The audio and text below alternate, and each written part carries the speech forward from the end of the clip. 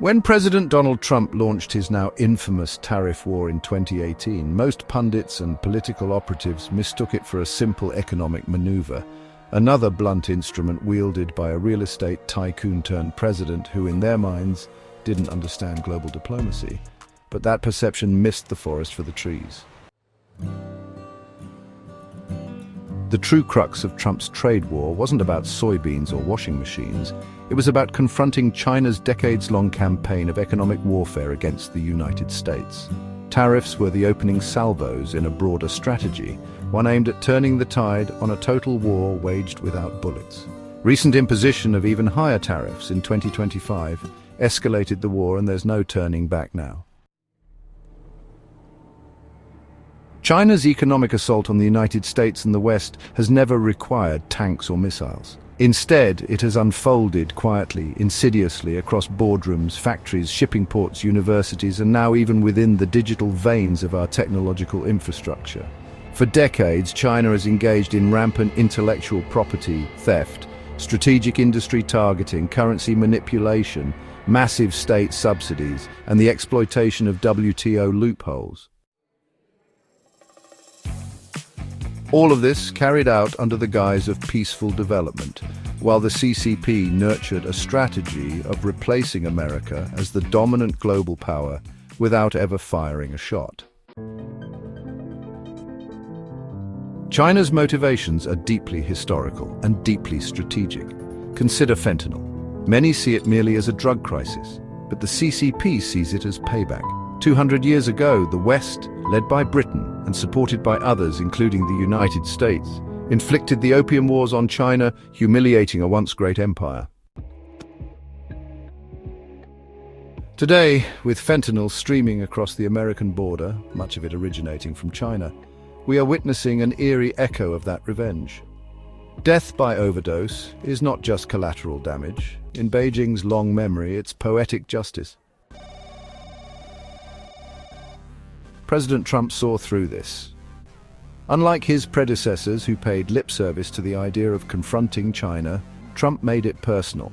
His tariffs weren't simply economic, they were political, ideological, and psychological warfare. He understood something the foreign policy elite never did. China was not playing by the rules because it never agreed to the rules in the first place. In China, every corporation, no matter how private it may seem, is ultimately answerable to the state. Profit and consumer satisfaction are at best tertiary concerns. The CCP is the true CEO of every Chinese company. The global playing field has never been level, and Trump knew it.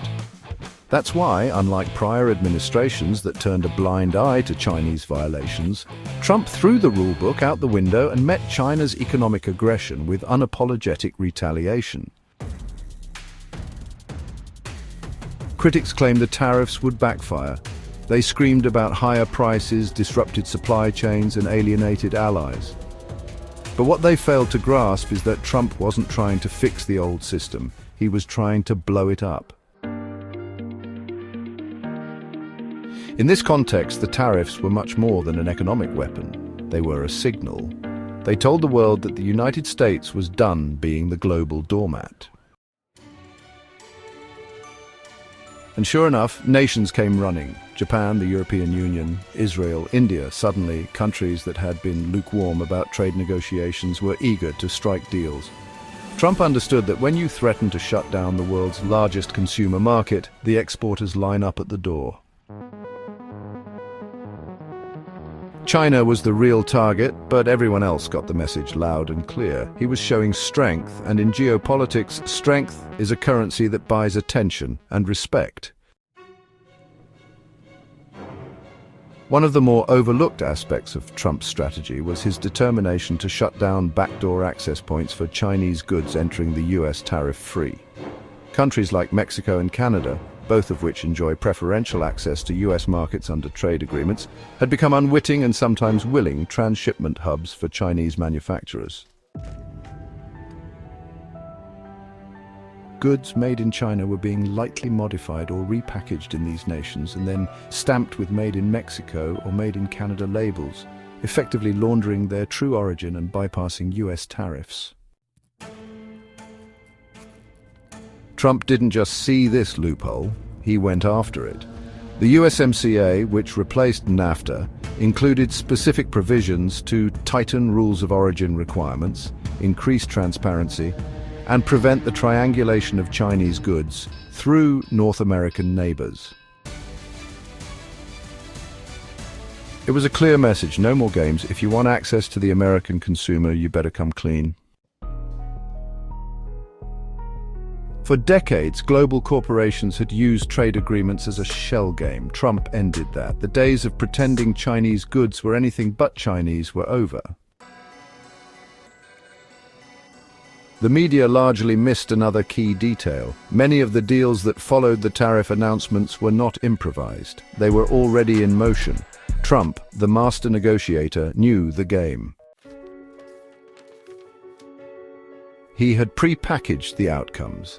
When he dropped the tariff hammer, the world responded not out of fear, but out of recognition. They knew he had real leverage.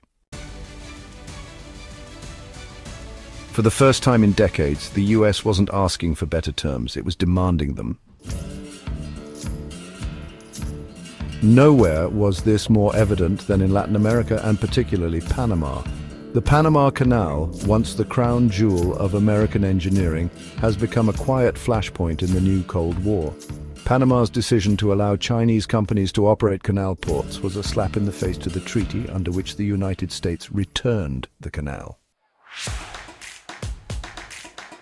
It was a backdoor occupation. Trump knew this and made it clear that America would not tolerate China's encroachment in our backyard. His long-term goal? Reassert American control over the canal, either directly or through strategic influence. It's not just about shipping lanes, it's about sovereignty. During Trump's first term, China's economy was already wobbling under the weight of US tariffs. Entire manufacturing sectors saw contraction, and global companies began relocating operations to Vietnam, India, and elsewhere. The CCP tried to mask the pain, manipulating data and pumping stimulus into failing sectors, but the damage was done. The myth of China's unstoppable rise was punctured. According to the most recent trade data, China still accounts for roughly 35% of the US trade deficit as of 2024, a staggering figure that underscores just how lopsided the relationship has been. But the trajectory is shifting. Trump's efforts to decouple key industries from semiconductors to rare earth minerals have started to bear fruit. He laid the foundation in his first term. Now, in this second act, he's poised to finish the job. Of course, Trump's rhetoric about other countries taking advantage of the US wasn't entirely off base either. For years, the US allowed allies and adversaries alike to flood American markets with underpriced goods while restricting our access to theirs. But that was the surface-level problem. The deeper game was always with China. What makes Trump's strategy so potent is that it operates on multiple levels. On the surface, it looks like nationalism, America first. But beneath it is a highly strategic realignment of global power. He isn't just trolling China, he's outmaneuvering it. By disrupting the status quo, he's forcing countries to choose sides. Do they want cheap Chinese loans and backdoor surveillance, or open access to American markets and military protection? Increasingly, they're choosing the latter. And let's not forget, Trump thrives in the chaos he creates. The tariff war was never about restoring some mythical era of American manufacturing. It was about sending a message: America is awake and it's done playing nice. Now, as Trump continues his second term, the gloves are fully off. The Biden pause, with its return to diplomatic niceties, gave China a brief reprieve. But that chapter is closed. Trump 2.0 is not just looking to confront China, he wants to contain it. The final nail in the coffin may be the full decoupling of critical industries, the revival of domestic manufacturing, and the restructuring of global supply chains to starve the Chinese economic engine. China's leaders know it. That's why they've ramped up cyber warfare, propaganda, and influence operations in the United States. They're not just defending their economy, they're fighting for their survival. And Trump? He's smiling through it all, because for once America is playing offense. In the end, Trump's tariff war was never about tariffs. It was about waking America up to the reality that globalization, as we knew it, was a rigged game. It was about reclaiming leverage in a world that had grown complacent with American decline.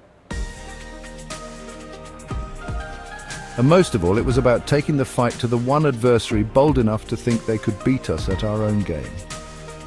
Trump didn't just start a trade war, he started a new era. Be sure to like, share and subscribe so we can finally lay the YouTube algorithm to waste. For more info, go to financialsurvivalnetwork.com.